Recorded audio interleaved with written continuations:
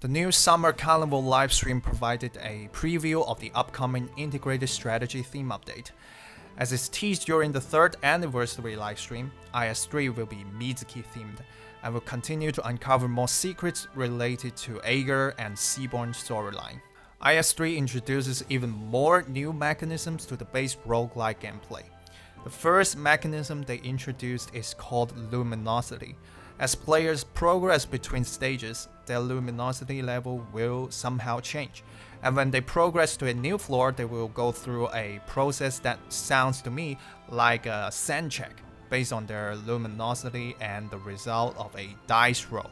If you look carefully at the map that is shown, you can see what seems to be the third currency in the game mode in the shape of a key, and it seems to provide the possibility to reroute vertically instead of going to the next node.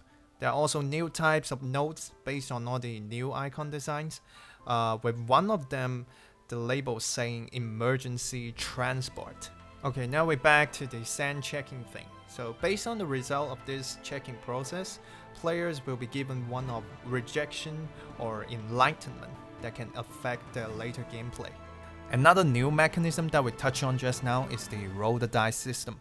The dice is a resource that players start off the game with in IS-3. Every game starts with a certain amount of times that the dice can be rolled, and it can be replenished during a game. The dice can be rolled during battle and provide debuffs to enemies and one-time buff to yourself. The dice can also be rolled outside of battle and can refresh merchandise available in the shop or to gain additional benefits when acquiring loot. The dice can also be upgraded in the skill tree system of IS-3 for additional effects. It will also be rolled automatically upon entering a new floor or during certain encounters, which will not consume the amount of times that the dice can be rolled.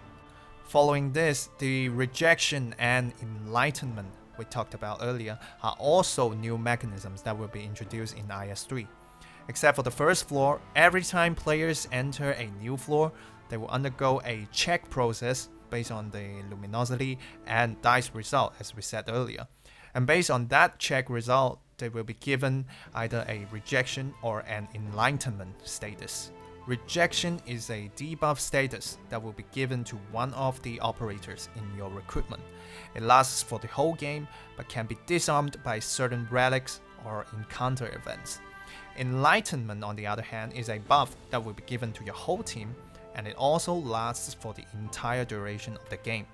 During the demo stage that they showcased one of the new stages that features what seems to be the Seaborn Turn Knight from the Stultifera Navis event as an ally.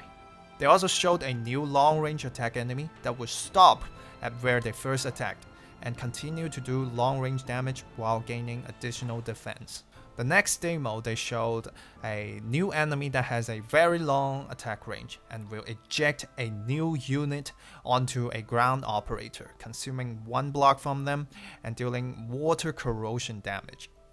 Other than the new mechanism introduced above, the new IS-3 will also include new relics and the return of the classic loot enemies and what seems to be the introduction of 2 new loot enemies. It was also clearly stated here that the levels in IS-3 will largely be newly designed levels instead of the many reskins that was IS-2. They also introduced the archive system of IS-3, which is named Caerula Recorder. There will also be additional story-related contents available in the archive called the Time-Carved Stellar Forest.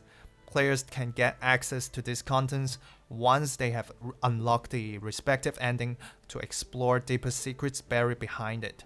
Additionally, the skill tree system this time, called Shape Cognizance, is also upgraded from the behind the scene from IS-2.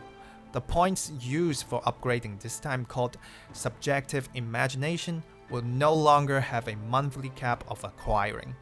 The skill tree system will now have even more choices of upgrading, which even includes upgrades to the divisions that you will select at the start of the game. The new skill tree system aims to provide a better unlock experience and a variety of in-game buffs. Finally, they also announced that when close to the end of a theme cycle, the Battle Pass tiers can be purchased at the cost of 1 Originium Prime per tier.